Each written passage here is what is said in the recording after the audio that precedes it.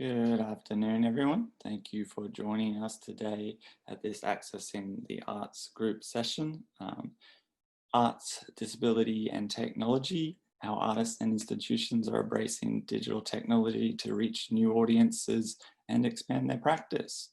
We're just going to give it a minute or two for people to join in, as they're coming in from the Facebook live streams and through the events, just to build out the audience, and then we'll kick things off.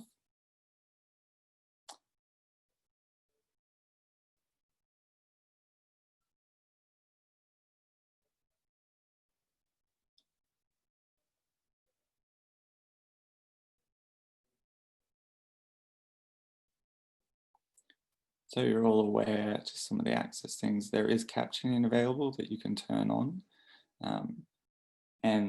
We do have two interpreters that will be with us so that you can pin them to your session as well.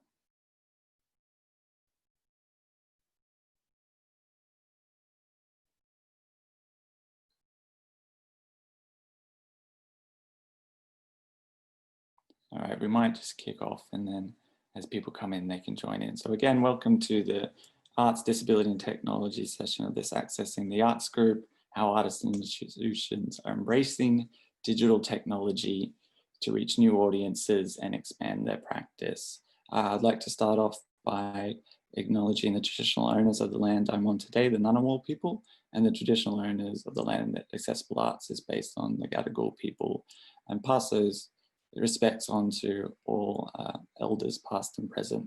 Also, as we're streaming live all over Australia and the world, I'd like to acknowledge the traditional owners all over Australia and any Aboriginal and Torres Strait Islanders that might be with us here today. I also always like to acknowledge the contribution that First Nations people make to our diverse arts community.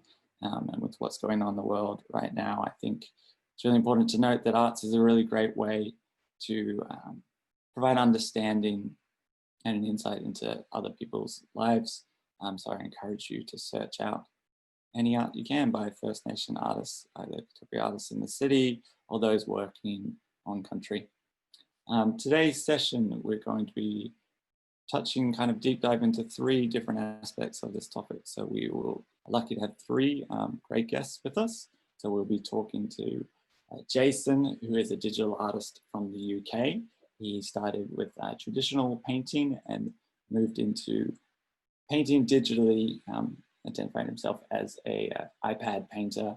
And then from there, that as his practice expanded, has moved into taking that kind of digital work into physical forms by partnering with other people and making kind of AR, as well as inflatable sculptures and kind of static sculptures and public commissions. We'll then be talking to Susanna Thorne, who's the Access Coordinator at the Museum of Contemporary Art.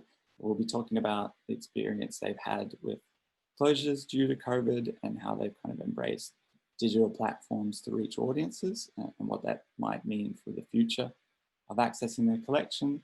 And finally, we'll be talking to Michelle Roger, who's a writer and multimedia artist, and her work exists primarily online in an Instagram practice, and we'll talk about how her experience of showing work primarily online has been, how people react to both audiences, curators and people who run commissions, and how it's kind of changed and shaped her practice too.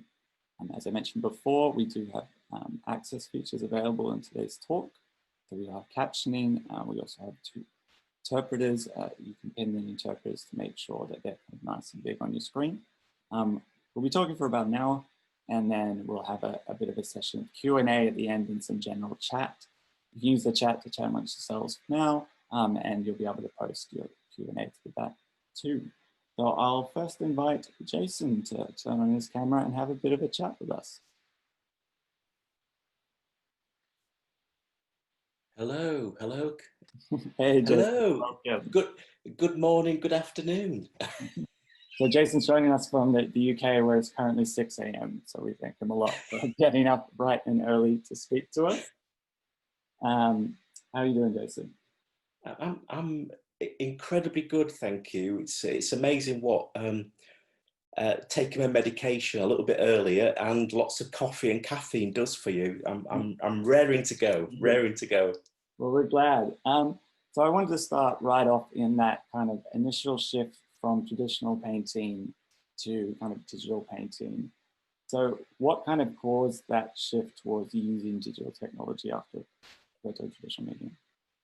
Yeah, I mean, I was Mr. Lapis Lazuli. I was obsessed with the process of oil paint, and basically the change, my road to Damascus, or as I like to call it, my Hagrid moment, was when I had a flare up of my condition. I was in bed over 10 years ago in a lot of pain on morphine and Lord knows what. And one of my mates said, you've got to paint yourself out of this. You've got to start making art again, Jason.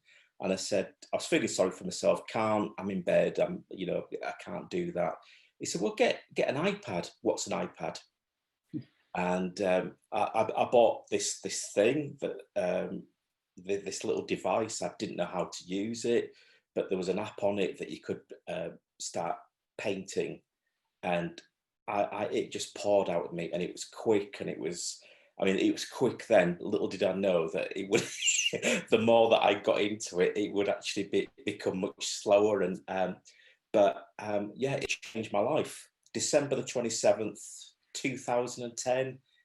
I bought my first device, and yeah, it was basically, it was wham. I was in the other Oz. It kind of it just the kind of immediacy of it, the fact that even once because I never stopped painting, I had it with me all the time.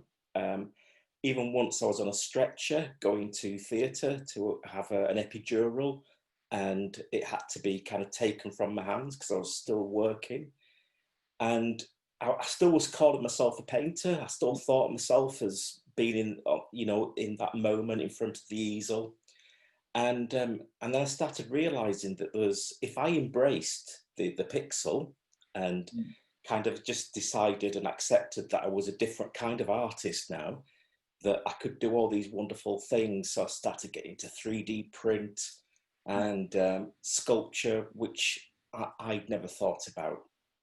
But the technology kind of afforded me all these kind of opportunities, and then it started to open up new opportunities in terms of working with other people, and um, this beautiful thing where now I have creative partners who fill the gaps in my knowledge, which are many.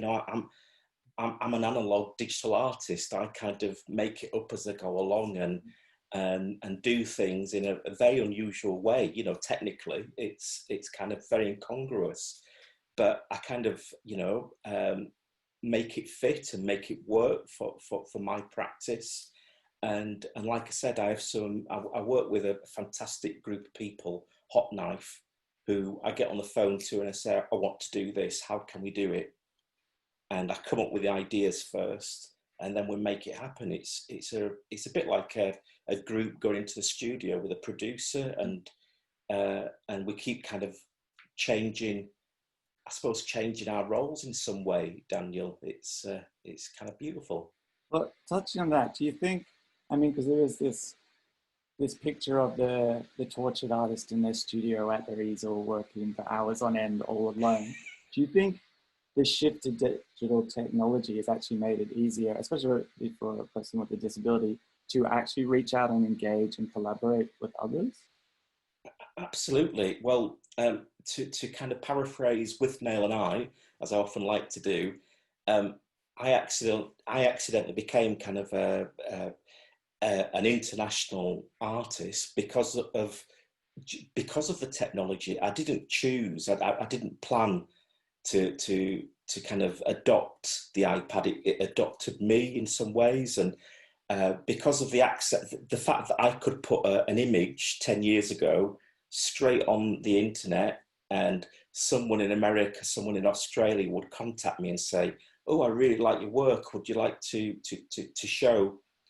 I mean, one of the biggest things I had 10 years ago was people saying, did you do this in oils, or did you do that in gouache? So I was still creating work as if I was an oil painter. And it took about 3 years for the process to be to become 100% digital. Yeah. But I think for disabled people in particular, it's quite an easy easy way of work. Not easy way of working. It makes sense because every aspect of my life is that there's some kind of digital way of measuring it. Before I came on here, for instance, I've got an app on my phone that tells me it's connected to my CPAP machine, and it tells me what my breathing's like, and so I can see in the morning. So I've got an app that tells me how good my breathing is. I've got an app that talks to my wheelchair, and I can even remote control it if I want to. So I grew up as a teenager having a possum, which was a really early independence tool for quadriplegics to use. I used to suck on a tube, and it moved a light on a screen, and I could open the curtains and stuff. And so technology has always been running parallel to my life, but I was still having this kind of romantic view of what an artist should be, and it took me a long time to learn that you're still an artist. It's not kind of a sterile environment. Digital art, there's all the heart and all that kind of stuff in there. It's the narrative is still the same. It's just that I make art in a different way. Yeah, I think it's quite interesting, the parallels, because I've been looking a lot at arts technology in the disability art space, and the parallels between things like the devices or prosthetics a lot of people use that enable us to interact with the world. Oh, then you can see parallels in the art, but if you look at the tools as enabling devices to allow you to create more, it was quite interesting. When you were mentioning that, where like it took you 3 years to kind of go from doing digital painting that still looked like traditional painting to more digital stuff, did you equally, especially because you were doing this quite early, find that there was a little bit of resistance in the broader arts community about, is digital art really art? Like how people quantified it in galleries or wanted to pay money for it, or if it was kind of, it just seemed easy. You talk about that experience because you've kind of gone through the whole gamut of it. Yeah, well, very early on, I got involved with Northumbria University, and they were researching this very thing about that they called us early adopters of digital technology to create art with, and they did a project that looked at digital originals. And because I'd go to galleries and they'd say, well, how many of this exist? How many of this thing exists? And I said, well, it's here, and I can destroy the original file if you want. And I even looked at the possibilities of creating an algorithm that would make it so that the subsequent prints of that from that file would degrade, like almost like a lithograph plate or something.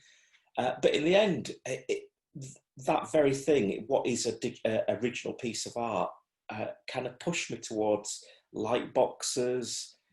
And then as soon as I was on the slippery slope. Then I was able to start looking at other things that I could do, and it was getting really exciting. Then because wow, I can make 3D prints of my paintings, and then it was just an avalanche of I'm signed up.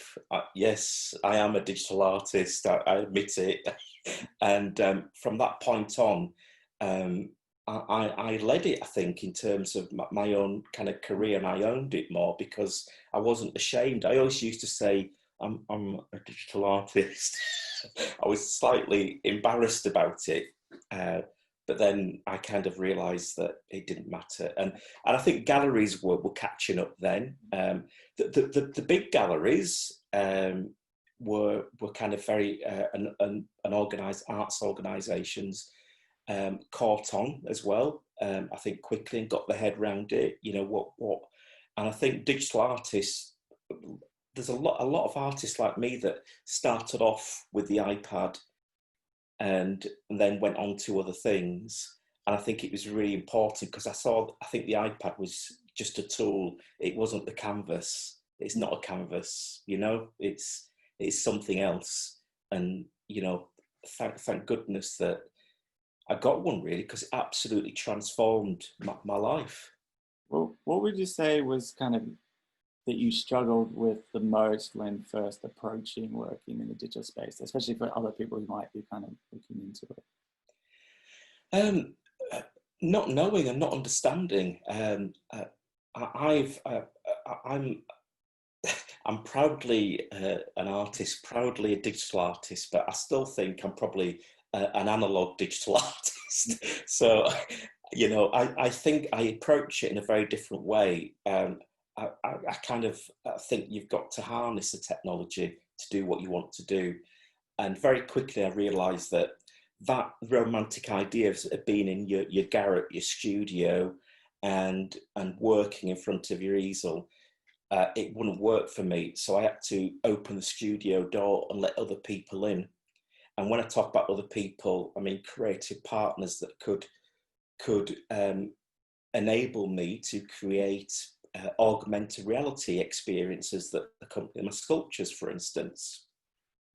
And that's when I started working with Hot Knife, and it's amazing. You know, it's been transformative. I was recently reading a book about George Martin, who produced the Beatles, and when they went from 8-track to 16-track, and I kind of thought, blimey, that's how I felt when I realised that with the technical support that I have now, that I could do all these wonderful things, and you know, and animation, and creating things that are not there. You know, Yeah. I mean, that it still blows my mind that you can have something that kind of exists but is not really there. I think that's kind of beautiful.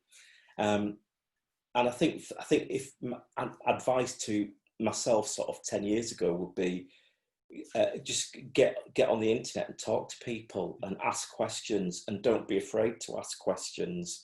Find like-minded people that are doing that are at a similar level, and you know, because that's a really good way of learning. I learnt so much by being on online galleries and forums, and just asking questions, and not because there's a real fear. Even when people pick up, I watch people when I have shows and people using the iPads to look at my work, and there's a real fear of this thing. You know, what if it does this? What if it does that? And I think it's sort of artists are kind of sometimes very cautious of just doing it and working with other people. Yeah. Speaking of kind of questions, we've had a few questions come in from the chat. So a couple people have, you yourself now run workshops Yes, yeah. with other people in the community and people with disabilities and school groups. We've had people asking if you could speak a little bit about your workshops and your experience of kind of working back with artists, and about what kind of apps both you use yourself and what you work with for people who are first learning kind of this kind of stuff. Yeah, when I first started doing workshops, I remember my first workshop was going into this really tough school, and there was 35 kids, and my opening gambit was just do what you want, just do what you want.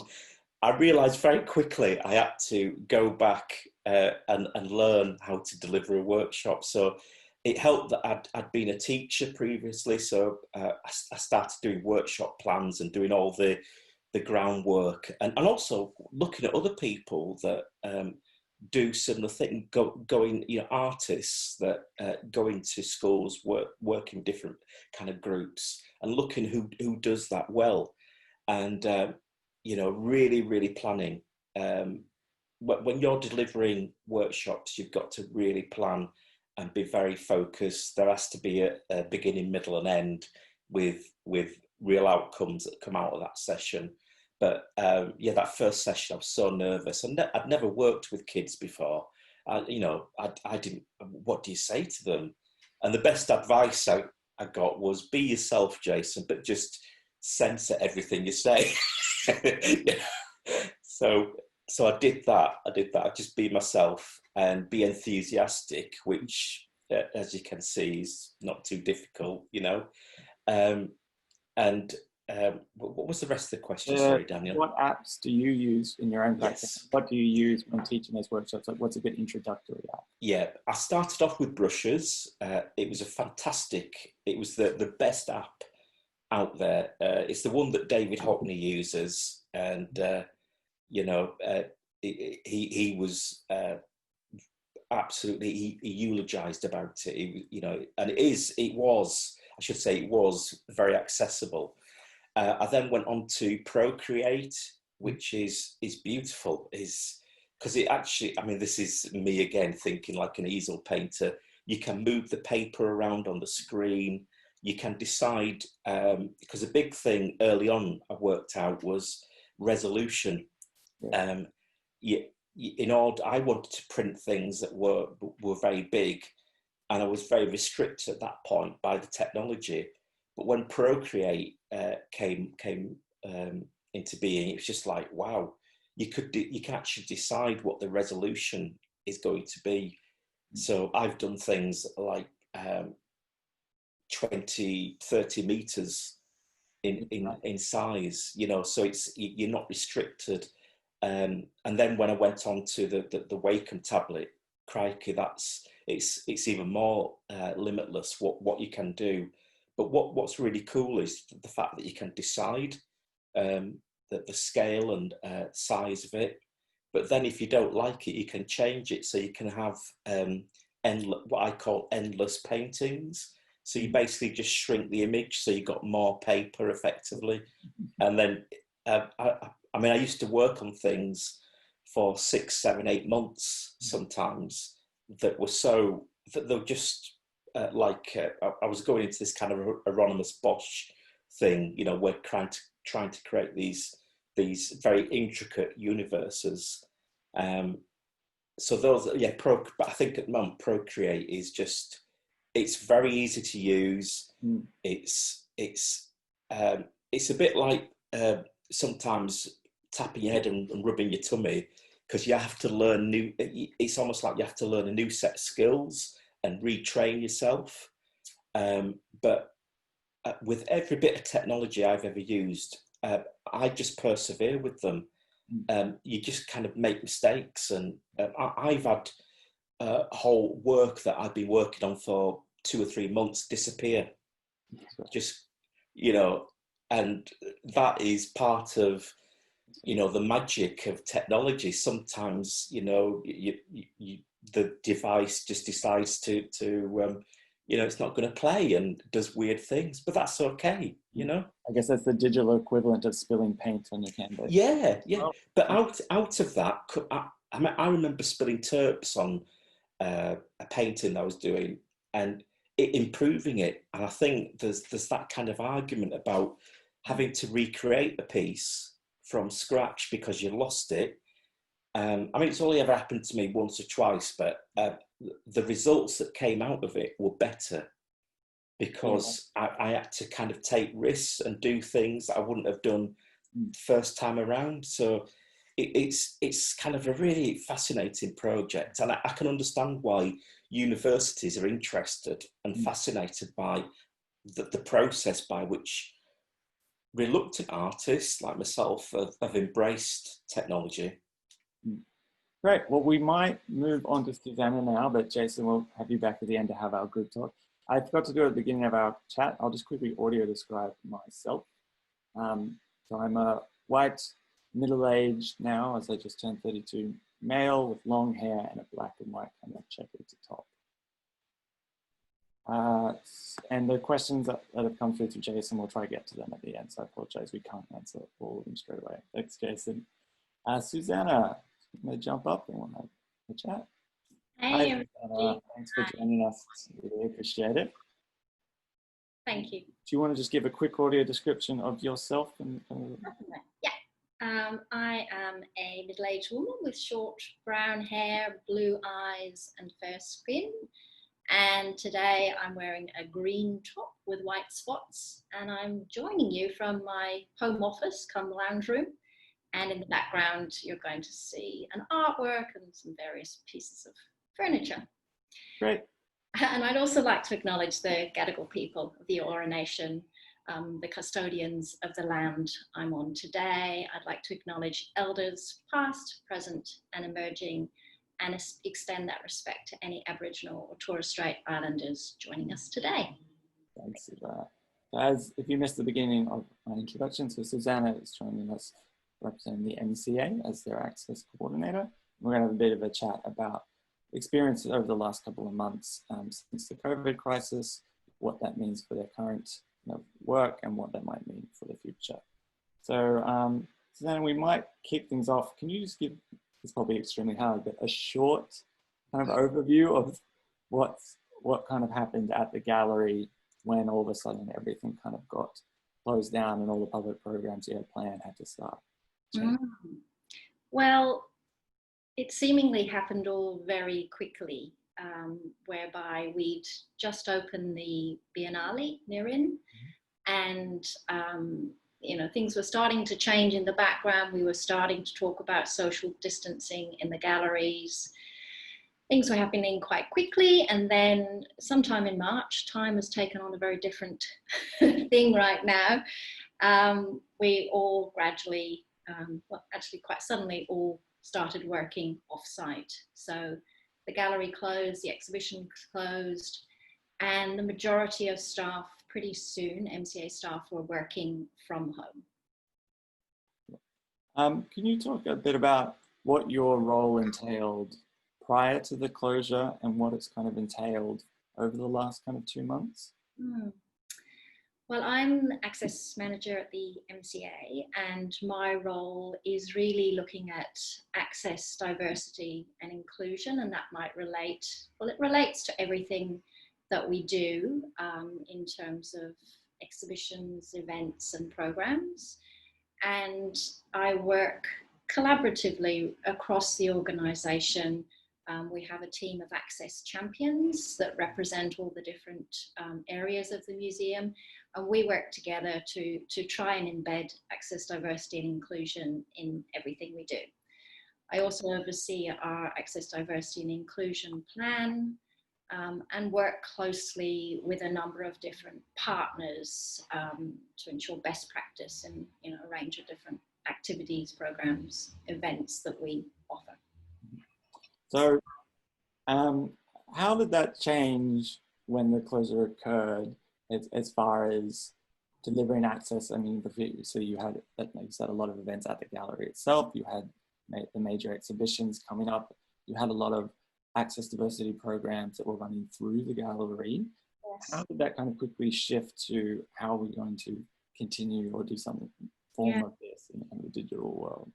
Well, I think the fact that we work collaboratively across the organisation in terms of access, diversity and inclusion meant that a lot of the things that happened very quickly in that time after we closed, a lot of those considerations were already embedded in what we were doing. That doesn't mean we were doing everything was perfect and it went really smoothly and we were fully inclusive, but it meant there was already lots of consideration and knowledge within the organisation to roll out those online events. So I wasn't always involved in those conversations or part of those conversations.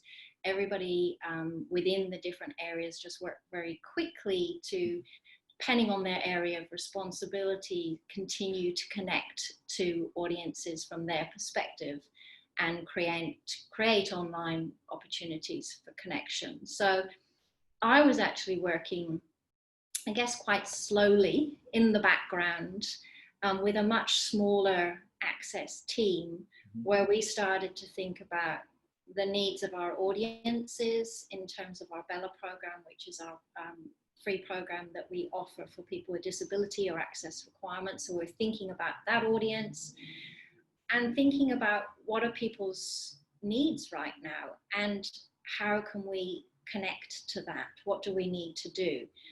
And I felt quite strongly that we weren't in a position to suddenly put lots of things online or offer things that were going to connect in a meaningful way in terms of color and access audiences specifically.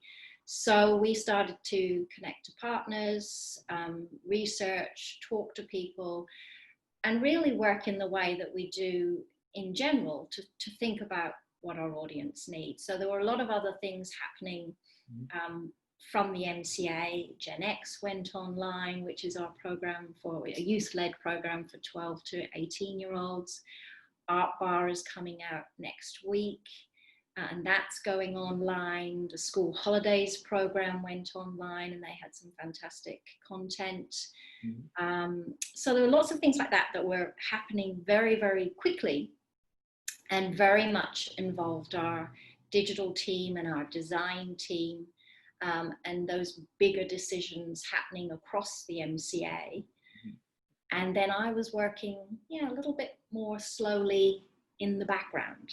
And I should also say today that we have Claude from our digital team available on chat, because I feel like I'm talking in this area of digital, which is really not my area of expertise, which is a really interesting area to be talking about. But I guess what is important is how we've tried to work together to think about our audience and how to connect. So Claude is available in the background.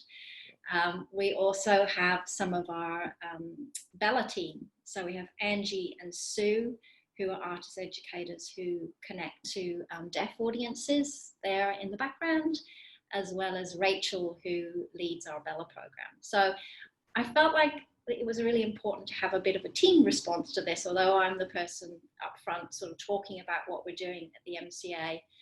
I feel like I, only hold my own area of expertise, but I wanted to make sure that it include the rest of our team and that people can get that information if you're joining today and you'd like to, get a little bit more detail. You can hit them up in the chat. And I think that's actually a very positive example of something that we've seen at the MCA more than possibly some other institutions. Often you find that access is kind of located in a very specific environment and it's all led by an individual, and there's not that kind of connection in the team. You just having even other people here supporting you kind of shows a level of, there is this consideration across kind of the organization. That's so important, because it really is, I can only carry one area, and it really is dependent on all those different areas of expertise to bring together something that really can connect to our audience. Yeah. Did you find some of the other teams as well that have kind of had to move all these events online and different programs online? Did you find them reaching out at all for expertise in either the access area or for other programs that are possibly done accessible either online or in the gallery, about how to make the programs a little bit more accessible when kind of going to a digital platform? Well, I think that because we have our access champions that represent all the different areas, so our digital team included Flora, who's an access champion. So she's already thinking about what that means in terms of digital content, and the work that's been going on in terms of website accessibility and other areas. That thinking was already residing in that planning process. So that really helped. And then I guess there's those conversations that, just going on, that we're trying to resolve things all the time.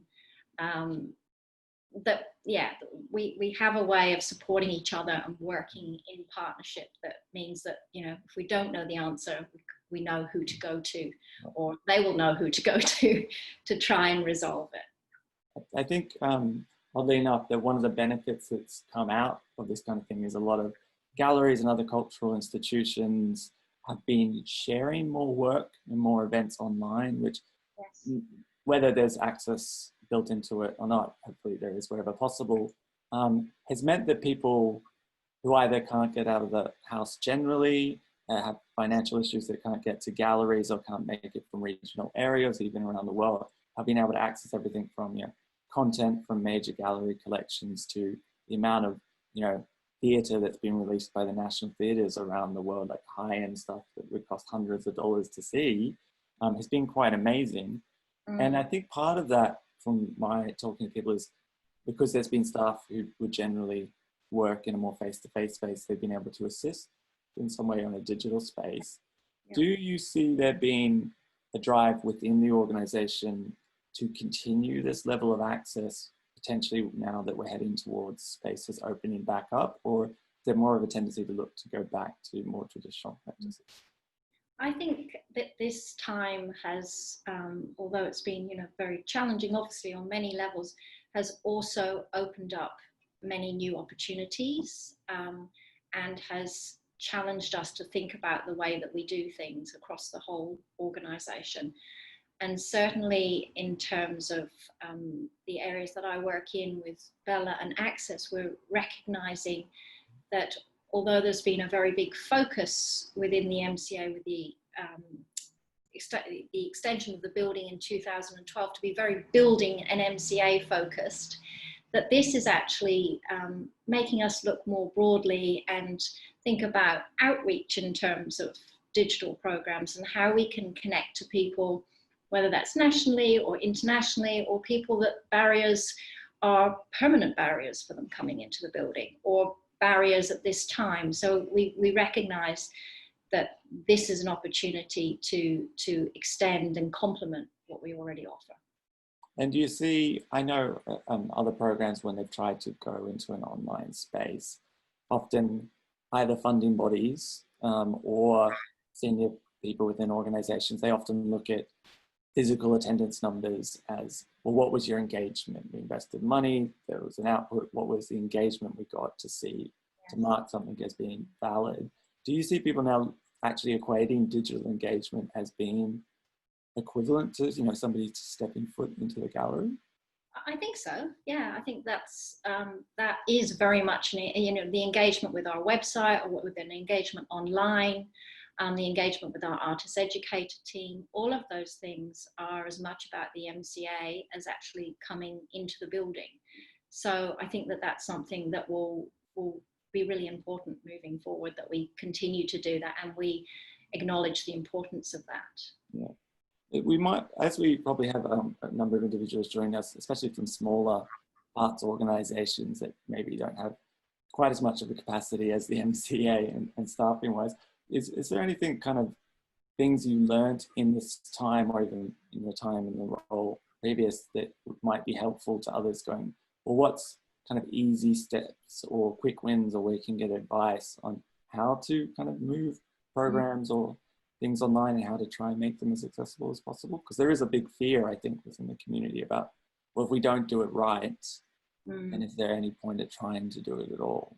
Yeah, I think the process that we have gone back to is, once we got over the panic of this whole shift, is to look at the way that we usually work, which is to consult with our audience, to partner with other organisations or the sector, and to really slowly and steadily look at how we can offer things and allow ourselves to take risks, to make mistakes, to offer pilot programs and trials, and ask our community, our audience, if they will support us to develop new things, so that we don't come up with a program where we say, here, we've got it all worked out for you, and then we gradually sink into a smaller space as we realize it's full of holes and problems and not very accessible at all.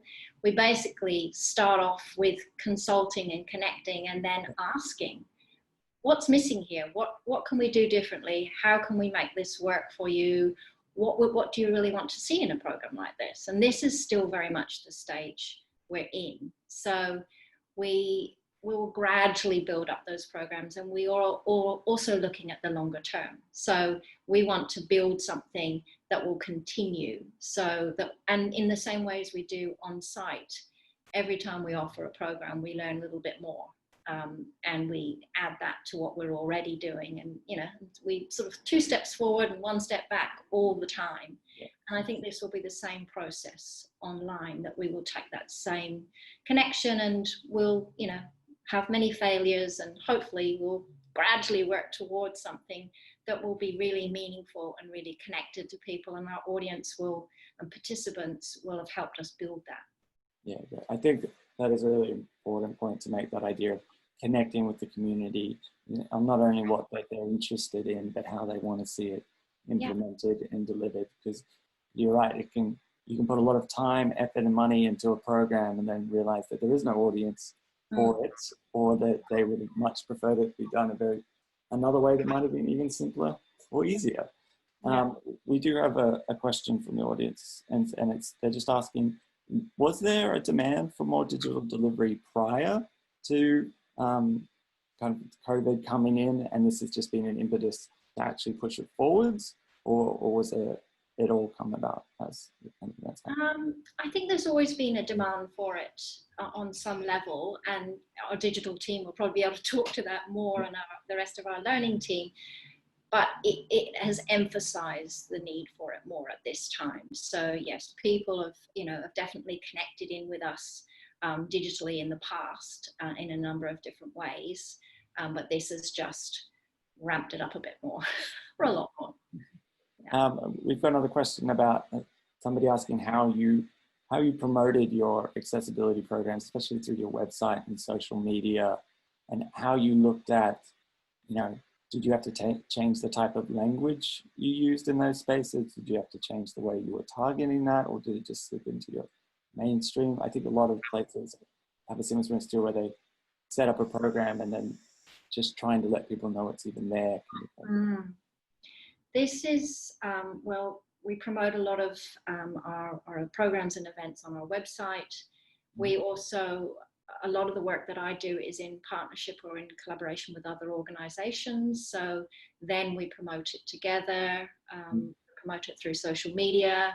Word of mouth is very strong. We connect in with accessible arts. There's lots of different ways that we try and continue to share that information and learn about the best ways to spread the word, really. Yeah, and I think it's good to know too. I mean, every state has an independent disability arts body that's often quite connected to it, except for the ACT, where it's pretty much just me.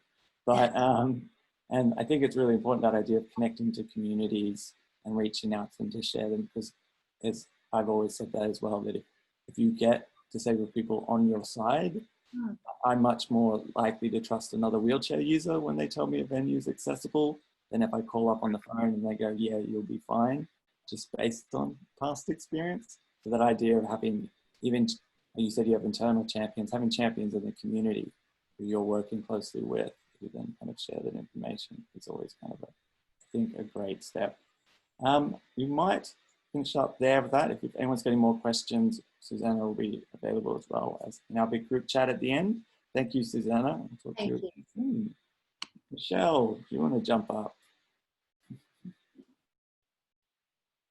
There we go. Hey, Michelle. Thank you for your patience. No worries. Hope you've enjoyed the chat so far. It's been fantastic. Yeah. I'll just get you to do a quick audio description of yourself. I'm another middle-aged person, a middle-aged woman. I have red hair with about 3 inches of grey now, as I haven't been out of the house for a very long time. Wearing a white shirt with little pink dots and a bow and a silver vest, and there's a plain cream wall behind me. Great. Well, how about you start by just telling us a little bit about yourself, your practice, and kind of the journey it's taken over the last 3 years or so, just to give people a bit of background. Okay. I started in social media as my first, I suppose, creative outlet, that was back in 2009. I started writing on a blog when I first became quite unwell, had left work and was just needing an outlet, some sort of creative outlet at all. And that was a focus for a very long time.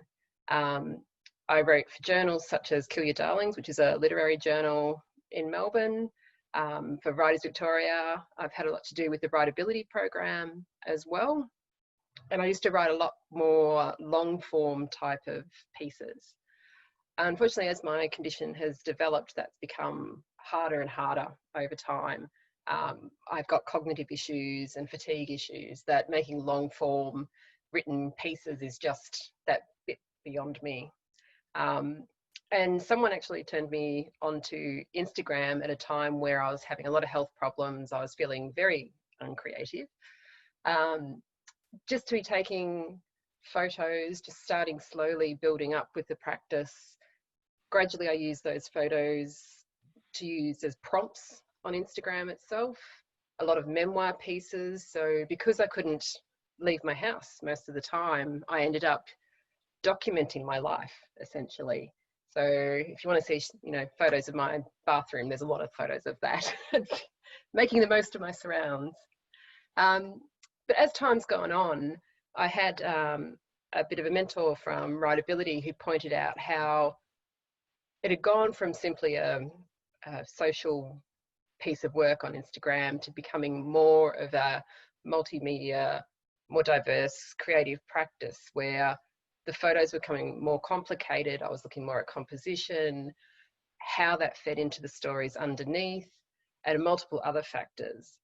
And it was building through that and starting to recognize myself what was happening there that I really wanted to do a project that was solely on a social media platform of some sort. And because I was using Instagram so much at the time, it was just a great platform to start on.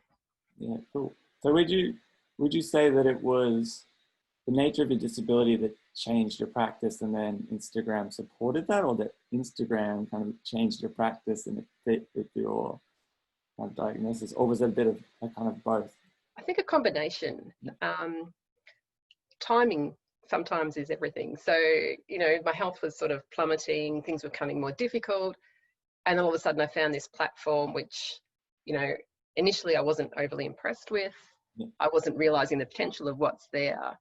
Sorry, I've got a very large Great Dane next to me. But over time, the more I was taking the photos and the more I was developing that side of the practice, it became quite clear that it wasn't just something flippant that I was doing. I was actually caring deeply about it, thinking about it, planning what I was going to do as well. So it sort of was both were feeding into each other as well. I think it's quite interesting as well, that the idea of the immediacy of social media, in particular something like Instagram, as well as I think the perceived limitations around it, like there's only so much you could fit in a box or so much text that you could fit in it's readable. Often I think people do look at it as a limiting factor. Did you find it as actually kind of a creative force in your practice? Very much so, very much so. So, I mean, I was already having difficulty with the longer form pieces, but Instagram, because it's there, you can't go any further. You lose people once you start adding into comments and things like that. So it has to be just this little discrete nugget of creativity. I guess it was a part of me I didn't even know that I actually wanted to do at the time. And it sort of sprung itself on me, which I quite enjoy, to help me, develop what I was doing. Did you see kind of, or maybe you could tell us about the changes in your audience from doing that long form on things like Kill Your Darling to Instagram? Did you feel like you had the same audience kind of transition over, or was it a very different group of people you were reaching through? A bit of both. I've had people who, since back when I first started writing, who still follow me to this day on the various platforms. So there is still like a cohort of people like that. But initially it used to be a collection of people with disabilities and chronic illness because there was a familiarity with what I was discussing or documenting. Since the move over, I've been able to reach an even larger audience of more diverse people. So it's not just more people around the world, it's also different communities as well, who wouldn't normally be exposed to my style of work or to the work of disabled artists that sort of come along. We've just had someone ask if you can share your Instagram handle. The one for the project I did with Shire is augury _and_ether. We'll share that in the chat once. Yeah. Yeah. And your primary one? Primary one is just Michelle _Roger. Yeah, there you go. We'll share them both in the chat as soon as we get a chance. All right, so how did you find the response? I guess similar to what I was asking Jason, how did you find the response from kind of the industry and your peers and other creatives when moving to Instagram? I mean, there's, to some degrees, people would say, books are idolized, and then you go online and it goes down a tier, and then you go to Instagram and yeah, look, I think that was very much a problem at the start. It's changed over time. There's been this gradual acceptance that digital creative projects have the same amount of value as traditional formats. And that's been really visible probably the last 10 years. You can see that increase. And I remember sitting in, it's quite a while ago now, in the Digital Writers Festival, and seeing that take off and people understanding that there's this other option, that we didn't actually have to stick with traditional formats. And particularly as someone who's disabled and can't get around a lot, being able to watch something online is fantastic. Like, it just opens up experiences I would never have otherwise. And it's the same for a lot of other people. And I think particularly people who are homebound, or, you know, to have difficulties getting out into spaces or interacting in, you know, places with loud noises and things like that, there's a natural attraction to the digital space, just for the whole aspect of access. Yeah. And so did you see kind of now, are you actually getting professional opportunities where you can actually maintain a career in this space, or is there still that bit of a struggle? I mean, there's always been that struggle for writers generally, but yeah, look, there's still the continuing struggle, and it's difficult as well. I find, as someone who has a disability that has a lot of issues with fatigue, for example, to be able to maintain the momentum that's quite often required to get things off the ground and running is quite difficult. Particularly in the last year, when I was taking my photos for my residency project, for example, I caught Ross River fever. So that sort of wiped me out for a year. But there is a definite recognition that what I create or created for that project has value and worth and is interesting, and people want to know more about that. Right. I would say, do you find it hard to make your work accessible for people with disabilities when using Instagram, or has it become a lot easier nowadays? Well, there's a few issues with using Instagram. Number one, not everyone has access to the internet. So, you know, and that's the primary thing. I think it was ACOS put out a paper, which is the Australian Council of Social Services, that about 3 million Australians don't have access to the internet. And we know that disabled people, their budgets, you know, more likely to be in poverty. So that's also an issue with doing digital things. However, if you've got access, not only are there things like you can add to your, you know, image descriptions, the alt text, the way you format your writing, as opposed to, you know, a wall of text, for example. And then the various devices that people use to access Instagram does allow for a lot more accessibility as well. I think it's quite interesting that I think it was a couple of years ago now, the United Nations Council declared access to the internet as a human right. Yep.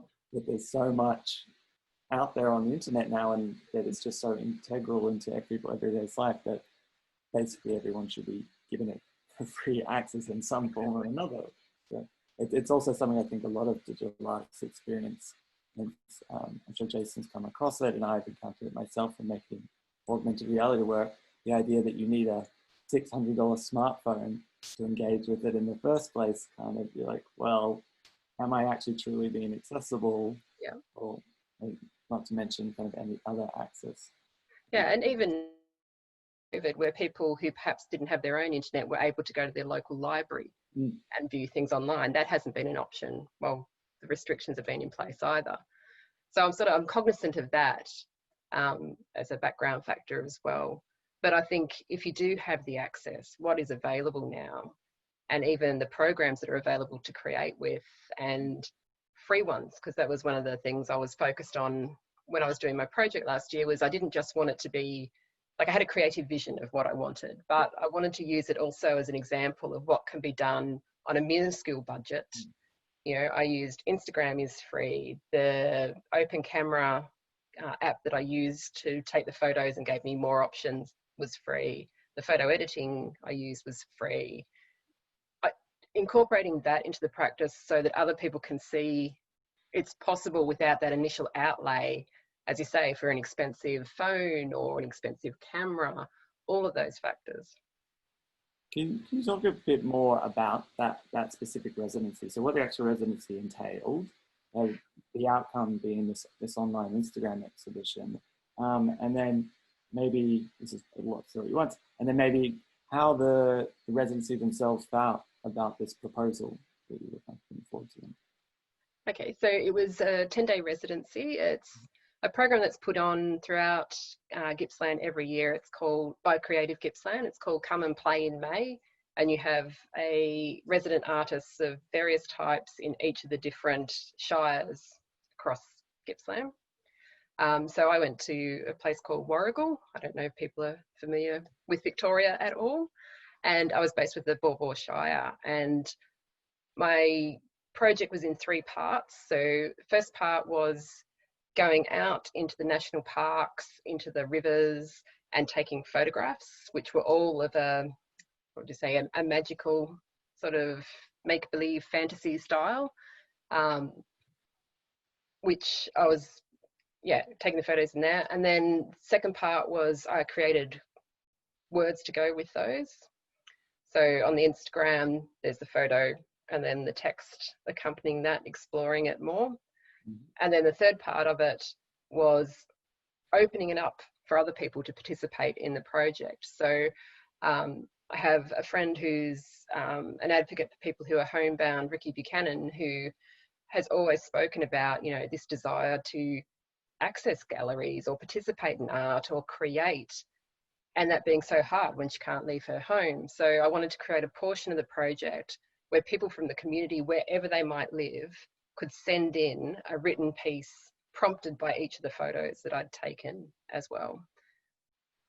Yeah, cool. And did you have any hesitation from the kind of the council and the people who set up the residency about having it as a purely online exhibition, what that meant for the audiences? Or yeah, look, I mean, I had applied initially to another of the shires and they could not see what I saw. So that happens.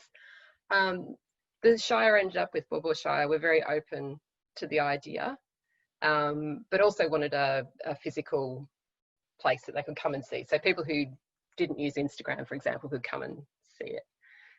And I must admit, I was a bit of a toss-up with that. Having said that, now on reflection, I can see the benefit of having both, and then dragging people back into the digital space once they view what I've created in the real life as well. So, but overall, they saw it as a project they just hadn't seen before, like this idea of using social media as a creative space and only social media. Yeah, I mean, it's quite interesting as well because we've seen social media in the last years here in America currently, the overseas, as being kind of this breeding ground of collaboration, people sharing ideas, working together, whereas, I think people who sit outside it a lot look at social media as, posting photos of yourself, a very kind of like self-centered thing, but quite often these platforms get co-opted, despite the developers' original plans to do things like these kind of interactive projects, or to kind of push movements forwards, or to share information around things like accessibility. Yeah, and I think that's why with the disability and chronic illness community, we're already there. We've been there for quite some time because it's been our main way of communicating just at the most basic level, and creating groups and community, and all those things were already established. And now as time's gone on, we've been able to move into exploring how we can use those in all these other different ways, which I find exciting. It's, I love it when I see new ideas coming out and rethinking what, as you say, people are very flippant about social media, but it has such potential when used well. Is there conversations that you've been involved in within, I guess, particularly the writers community, but generally about that and how we move it kind of forwards? Yeah, look, I think it's something that's coming up more and more. It's still, I think people understand digital articles, for example, with writing. And particularly now we get so much of our news, for example, online and that. But there is still some stigma around social media. I think that's changing though, and you can see that change over time, and seeing more people look at it as, you know, particularly when it comes to things like memoir, people exploring their lives, exploring life as a disabled person and the like. That's becoming more and more prominent. Yeah, cool. And then just finally, is there any kind of advice you could give people who are taking those first steps into this space, who maybe haven't been able to have a traditional practice and are looking to do something in this social space? Is there any websites or just general advice that you can kind of give them? I think my general advice would be jump in. Yeah. And particularly when it comes to the main social media platforms, they're free. So you're not actually outlaying. You can experiment, you can have it as a private account and see what you like and don't like. And I think the experimentation is important, because that's where you get your greatest growth. And understanding that, I think you do have to have a bit of a thick skin as well on social media, because there are bad sides as well. But you can, through those mediums, you can create your own communities, and you can reach out to other communities across the side of the world or wherever it might be. So taking that first leap and believing that what you're doing is actually worthwhile. Because I know for me, when I was first doing it and first sort of tossing up, is this a creative practice, is it not, was working out that what I was doing had value and worth and was actually creation. It was totally different to what I was doing beforehand, totally different to the mainstream, but it was actually a definite creative process that was worth sharing. Great. Thank you, Susanna. I really appreciate it. We're going to invite all our participants back now, so we'll have a little bit of a Q&A and a discussion amongst the four of us. If you've got any questions, chuck them either through the Q&A section and we can answer them. And what I'll just say is take a quick minute, that if you're sitting there staring at the screen, just to stretch if you need, or to stand up, or to take a breath. I'm actually going to close the curtains behind me because the light has shifted. But just take a minute to, you know, have a breath, grab a glass of water if you need. We like to have these events generally as being pretty relaxed, and that's no different to online. And we'll kick off again in just 1 minute.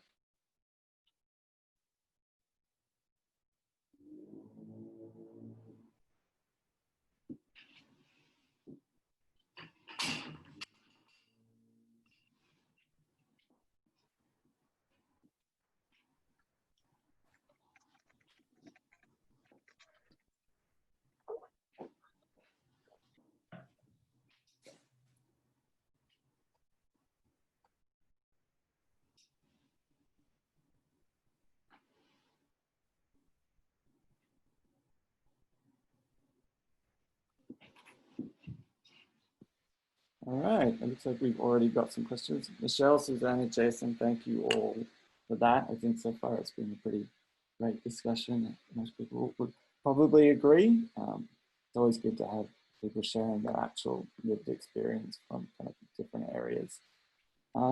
Is there anything any of you wanted to kind of jump in and comment on what anyone else has said throughout the talk before we can go into any questions? Oh, really? All right, well, let's just jump into the question. Oh, Jason. I just wanted to add a little bit to, you know, the question about advice, and basically, I would urge anybody who's just starting out with a disability to contact, like in the UK, it's Shape Arts.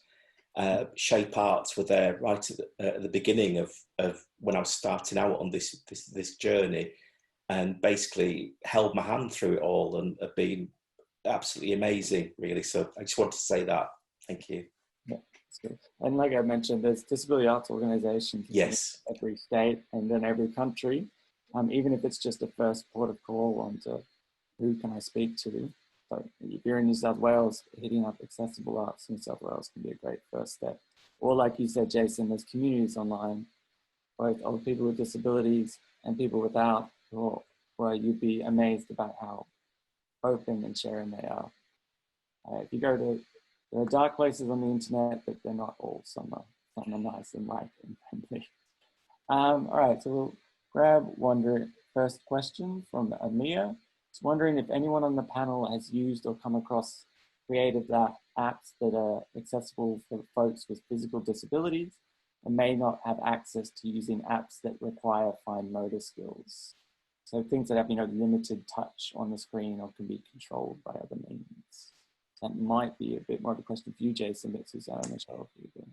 Yeah, I mean, there's lots of stuff out there. I get lots of marketing materials, and I work.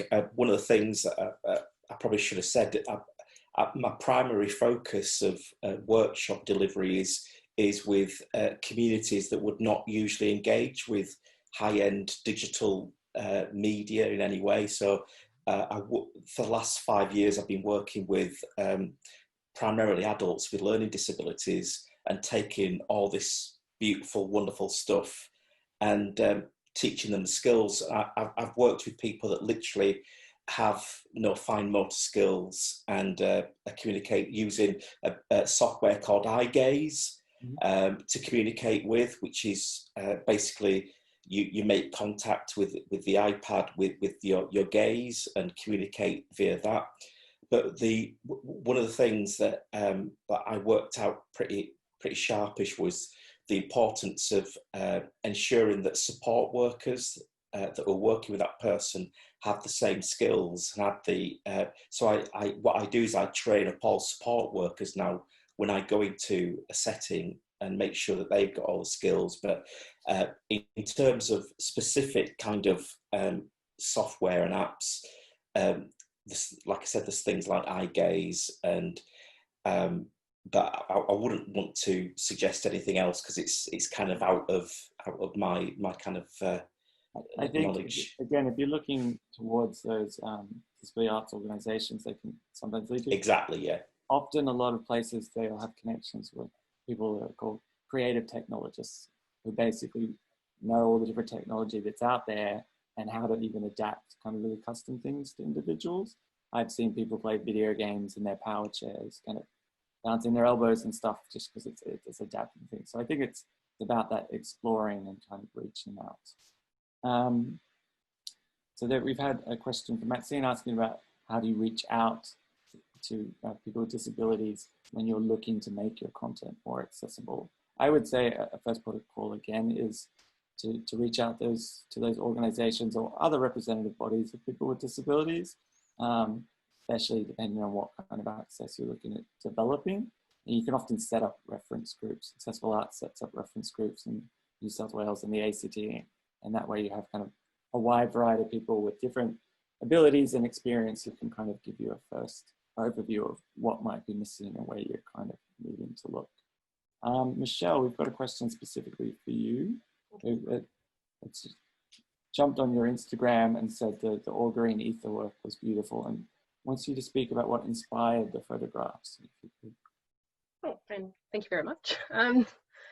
Essentially the idea of the project, so augury and ether were the two themes that ran through it. So I'll explain those because not everyone knows the terms themselves. So an augury, you used to hear it a lot when you were talking about the ancient Greeks and the Romans, and it was a way of predicting the future. So for example, they would unfortunately kill some birds, look at the entrails, and that would predict how the battle was going to go, that kind of thing. So they sell these markers, and those markers instantly gave an idea of what was going to happen. So a lot of times when it comes to disability, people see my wheelchair and they have instant expectations of what my life's going to be like. So a lot of those are negative, unfortunately.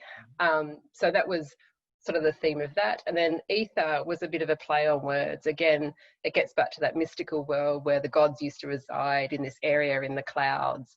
And it's a term that's also been taken over in computer talk. So people talk about they store their photos, for example, up on the cloud. So that up in the cloud is the ether as well. So that was the combining of the two. So I wanted to explore themes around being a woman with disability. I wanted to look at mythology. I wanted to look at that more magical imagery as well, because you never see disabled people floating around in rivers or stripping off in the middle of the bush. You don't actually see that at all. So I wanted to push that as well as a different way of looking at disabled bodies and what's possible, and particularly, disabled women are quite desexualized, or all of those sort of factors. So it was there's multiple layers in there. Sorry, I'll take too much time if I go through all of them.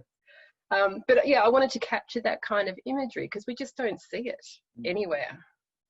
Yeah, I think there's some quite interesting deep dives into the history of the imaging of the disabled body, disabled individuals, and especially imaging by others rather than people actually with disabilities representing themselves.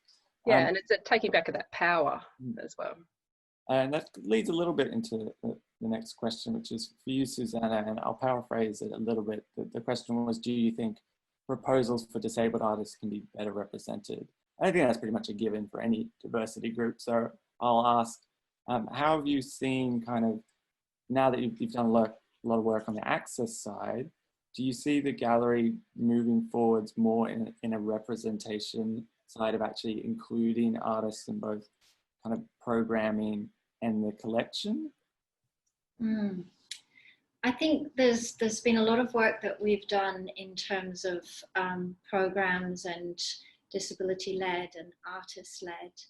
And then in terms of the galleries and the artists that the curatorial team work with, that is a little bit more of a tricky area because that is led by the curatorial team. And although there is definitely the access and inclusion lens that we're working with, then that is a very particular way of working with artists. So I think it's not excluding artists with disability, but I think for all artists to connect with, you know, larger institutions and have their work shown and be part of that is a very difficult process, or potentially a difficult process.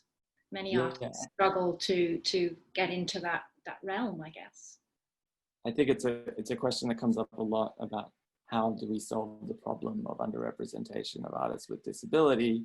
And when you kind of look deep into it, it starts from, you know, a childhood where kids with disabilities are separated into different classes in different schools, and the expectations that are placed on them, and the attending, you know, like it or not, I think most of the art world in Australia and around the world still goes on a very, you go to art school, you go in certain galleries, you work your way up to an institution, you learn the language and how to shake the right hands, and that practice in and of itself has been very kind of exclusionary for people with disabilities. So this idea of coming from the top and solving everything, it's always going to be, I think, a little bit more complicated at what artists and galleries can do to support that, I think is quite interesting to, like, the engagement programs you're running.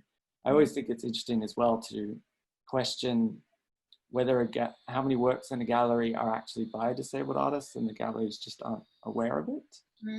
Yes. You see that pop up a lot, that people just don't necessarily identify because there's a fear around it. Yes. And galleries haven't necessarily been asking that question. And it was something I think that we've seen with, you know, whether it be LGBTIQ artists, First Nation artists, kind of in the past as well. It's, you know, even dating back to female writers using male pseudonyms just so they could get their books published in the first place. And then once they're famous, they can come out and admit that they're X, Y, Z. Yeah. And very much whether that artist chooses to identify or not. That's, you know, a big part of that. It's a very difficult situation because you don't want to then put a label on someone who's, they're saying, well, that's part of me, but that's not necessarily the part that I'm showing my work. I'm very aware that Tracy Moffat has had some very strong discussions with the NGA around that topic about identification. There's been a couple of more questions about kind of digital software being kind of quite expensive, digital technology being expensive, and even just retraining in some degrees being expensive. Jason, they've asked, this might be a question from the UK, seeing how they've targeted you a little bit as well. Do you know of any kind of programs through Shape Arts or others that are helping support artists in that kind of space to look into? Yeah, well, there's Unlimited over in the UK, which basically you can apply for every 2 years. I think the funding is for another 2 years. And basically that is for people starting out, people mid-career, and that's completely focused you know, disabled artists, disabled creatives, theatre groups, etc. And it's a big bit of funding. It's a really, and it's partnered with I think the British Council as well. So there's quite a big push. There's over here at the moment, there's lots of micro commissions as well that you know, that are out there, and I must applaud the organisations over here that have taken that sort of step to support disabled artists. When the lockdown happened over here, the week afterwards, I was supposed to be taking work down to the Tate, which was like, wow, you know, amazing. I'd just been awarded the Adam Reynolds Award, and it was like, wow, woo, and then everything stopped, and I was, you know, I was unbelievably frightened and scared because I'm very fortunate. I do this for a living, but there's also the flip side of doing it for a living as well. When something like this happens and everything changes overnight. So having people like Unlimited, the Arts Council brought forward payments, and they've made emergency payments as well.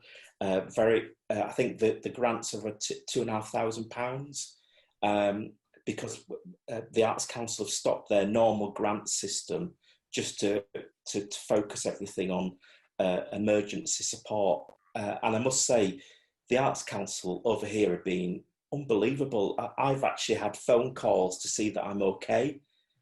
And it's unbelievable. That is really touching. That's, you know, because I was terrified. You know, it's as all of us here, you know, it's probably affected us in different ways. But if you have a chronic condition,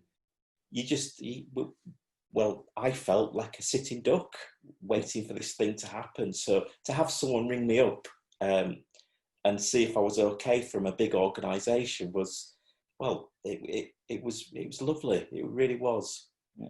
It's quite interesting hearing the differences between the UK and Australia as well. I'm sure there's a lot of people sitting in Australia hearing you talking about the funding and support that's within the disability arts community, being very jealous that doesn't quite exist in Australia just yet. But it was a hard fought kind of get, wasn't it, from the UK disability and disability arts community? It wasn't exactly just overnight that it occurred. Yeah, it's taken its time. I mean, anecdotally, I first became disabled as a kid in 1980, and I have this story, a very quick story of my brother taking me out of hospital because I was paralysed from the neck downwards, and he wheeled me 6 miles to go to the cinema to watch Jaws 1 and 2, you know, and we got there, and the manager came out and pointed at me and said, "He can't come in," pointing at me, you know. The world's moved on. Over here, we had the Disability Discrimination Act in the 90s, which just kind of changed things. It still needs to go further, but you know, in many cases, we are very, very fortunate, but we keep pushing, and it is important to find other creatives that are going through the similar things, because we talk shorthand to each other. I mean, when we've spoken, Daniel, there's an understanding between people that have disabilities, that are the wheelchair users. When you first meet a wheelchair user face to face, there's usually a bit of wheelchair envy. And what kind of motor is that? What kind of wheels have you got on? You know, but there's a real kind of understanding of support that you can get from others, you know, that are kind of in the same boat as you. Yeah. We've got another question that's come in from Anonymous. Does the panel think there is a demand for online social media-based artist residencies where the artists work remotely but are still supported by an organisation? And what do you think would be important to consider in this kind of program?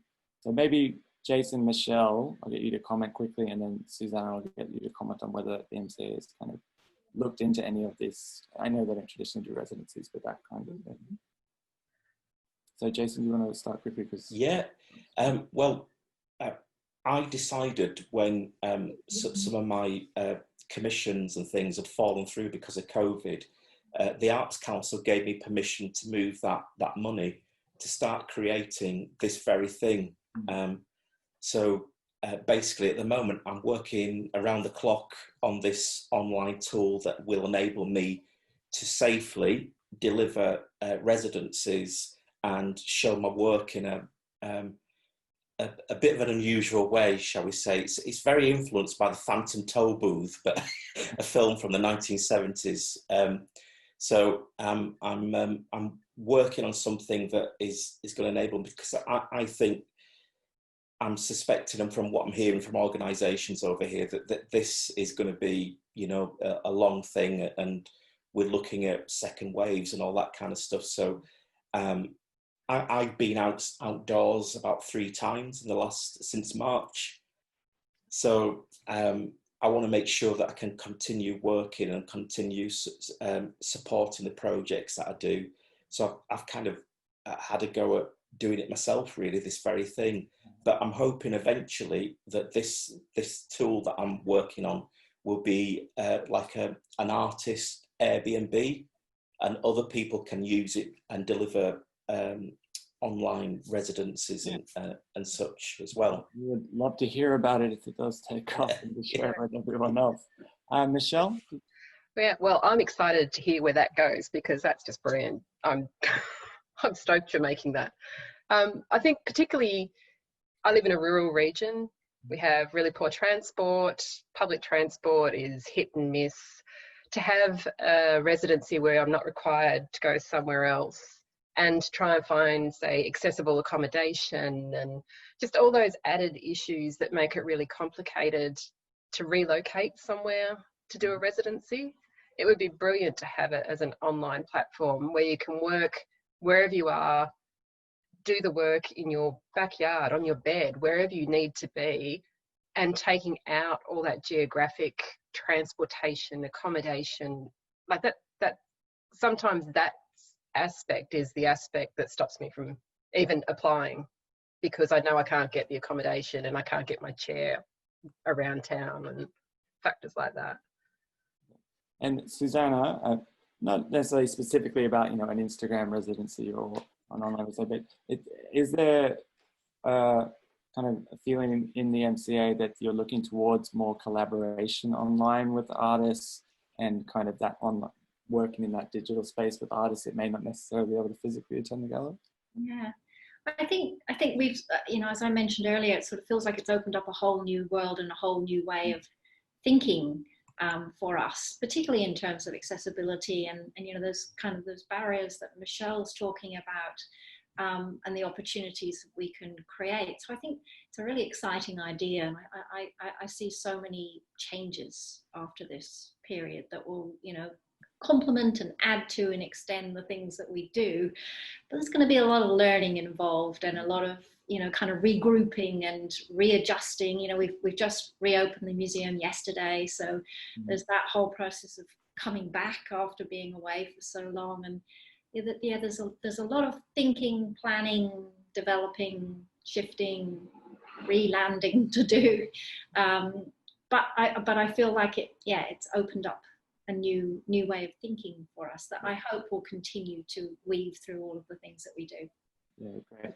We're going to wrap it up there. I might give everyone just a last chance to make a comment. And Susanna, is there anything you want to share that the MCA is doing or anything like that? Last things you want to say? We have, MCA has Art Bar happening next Friday night, which is an online event. That's going to be pretty exciting, with lots of different things going on, responding to Biennale, so that'll be First Nations led event. So we'd love people to get involved with that, and we always love to hear feedback, comments, ideas, but you know, about barriers. We want to know the things that are not working for our audience, and that really helps us to continue to grow in that area and to do it better. And we know that it's always a process of growing and learning rather than being there. Yeah. So we welcome feedback, and we'd like, this is a new world for us in terms of, a lot of our programs and events being online. So there's going to be gaps, and there's going to be areas where we need to develop, and any ideas welcome. Yeah, I think speaking up now, if we've enjoyed the digital access, is the only way we're really going to keep it. So it is about putting it out there to acknowledge that this is being a good thing. Michelle, is there anything you'd like to promote, your website, any writing you're doing at the moment? Well, at the moment, I'm trying to put together a project based on the last 12 months of bad health. Something to do with mosquitoes, I'm thinking. But one of the things I guess I want to impress on people who are starting out with this is to also think of a component in your work that can engage with others in the community actively, so they can become part of the creative process of the work. Because I think there's so many people in the community who don't have the opportunities to go places, to be in art worlds, to be able to participate and own a part of the art. The people who participated in my project own part of that project now. It's theirs. They've created something and it's there, and they can show it to other people. And I'd love to see that happening more, not just in disabled arts, but also across the board. I would love to see that engagement, allowing people who can't get out to participate. Yeah, great. And Jason, I know you're doing a million different things, but is there anything particular you'd like to tell everyone who's kind of watching at the moment? Yeah, I'm updating Instagram and Facebook on a daily basis with the stuff I'm doing, so people can see. I think my hashtag is Wilshire Mills, and I've started promoting this weird Frankenstein thing that I'm building, that's really exciting, and making films in my garden and doing all manner of things that are going to be part of it. But my main aim for this online tool is that other artists eventually will be able to use it, because like we said earlier, there's a real empathy between disabled artists and people with chronic conditions. And one of the things that kind of pushed me towards designing this thing in the first place, and there's a long way to go, Daniel, because we're just testing animations, and we're trying to make me fly at the moment, and and get us. We did a scan of my head, and I said, well, that's brilliant, the scan, and we got it moving and animated and stuff, but I said, can you kind of cover it up? So we got a kind of mask on me at the moment. I look a bit like a Mexican wrestler, but I'm going to be floating around this world. But if everything goes to plan, it's going to be, like I said, the idea is to give this tool to other artists that can use it as an artist Airbnb and deliver residencies online and safely and carry on working and do. And what I'm doing is I'm just using a lot of technology that's already there, like games technology. There's a thing called Mob Crush where you can connect to every social media instantaneously and do live performances. So I'm going to, sharing your screen and doing bonkers things like that. But I just want to say it's been a real pleasure sort of hearing from the other panel members as well, because I felt so cut off. So it's a really beautiful idea that here we are. I'm in the UK and in the early hours of the morning or whatever it is, and we're sort of sharing these beautiful ideas. It's fantastic. Thank you. Well, thank you for coming on, and congratulations again on the Adam Reynolds. It's very well deserved. From my end, I just want to thank everyone for being here. Thank Michelle, Susanna, and Jason for giving up their time and talking to me. I'm sure we could talk for another hour, but unfortunately that's as much as we've got now. Look them all up. They're all online. I am as well, Daniel Savage, edgeart.com.au. And keep an eye out as well. On a personal note, I'm working with Eastern Riverina Arts currently to launch an online disability arts festival on the 27th of June. Jump on their website. And from Accessible Arts, I want to say thank you for everyone attending. You can get in touch with us. We run more events like this online. We have workshops for individual artists. We have workshops for artists and arts workers to give you a very base level of training and disability awareness and equity. Just reach out to us. We'd love to connect with with everyone. And thank you all for kind of jumping online and listening to the four of us talk for a good hour and a half. And I hope you all have a great day.